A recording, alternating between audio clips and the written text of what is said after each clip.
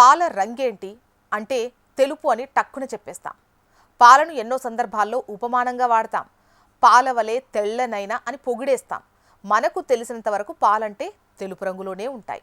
ఆవు, గేదె, మేక, ఒంటె వంటి జంతువుల పాలు తెల్లటి వర్ణంలోనే మనం చూసాం. అయితే ప్రపంచంలో ఒక జంతువు పాలు నలుపు రంగులో ఉంటాయి. నలుపు రంగు పాలతో సంబంధం ఉన్న జంతువుగా ఆఫ్రికాలో కనిపించే బ్లాక్ రైనో గురించి ప్రస్తావించాలి.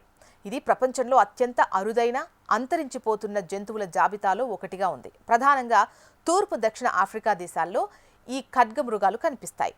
భారీ శరీరం, 2 కొమ్ములు, దూకుడు స్వభావం వీటి ప్రత్యేకత. బ్లాక్ రైనో పాల గురించి అనేక ఆసక్తికర కథనాలు ప్రచారంలో ఉన్నాయి.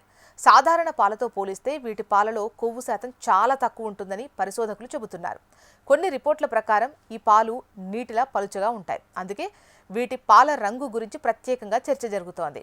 బ్లాక్ రైనోలు చాలా నెమ్మదిగా సంతానోత్పత్తి చేసే జంతువులుగా గుర్తింపబడ్డాయి.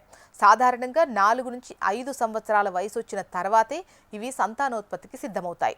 గర్భధారణ కాలం కూడా ఏడాది కంటే ఎక్కువ టైం. ఒకటి సాధారణంగా ఒక పిల్లకే జన్మనిస్తుంది. ఆ తర్వాత చాలా కాలం పాటు ఆ పిల్ల సంరక్షణలోనే తల్లి ఖడ్గమృగం ఉంటుంది.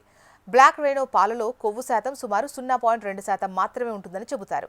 ఇది ఆవు, గేదె పాలతో పోలిస్తే చాలా తక్కువ.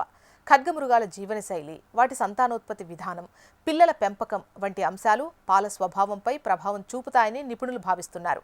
అందుకే ఈ పాలు చాలా పలుచగా, నలుపుగా కనిపిస్తాయి.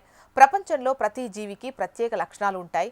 బ్లాక్ రైనోకు సంబంధించి పాల విశేషం కూడా అలాంటి అరుదైన ప్రకృతి వైవిధ్యాల్లో ఒకటిగా చెప్పొచ్చు. సాధారణంగా పాలు అంటే తెల్లరంగు అనే భావన ఉన్నప్పటికీ వివిధ జంతువుల పాలలో పోషక విలువలు, నిర్మాణం, లక్షణాలు భిన్నంగా ఉంటాయి. అందుకే ఖడ్గమృగం పాల గురించి తెలుసుకున్నప్పుడు చాలా మంది ఆశ్చర్యానికి గురవుతారు.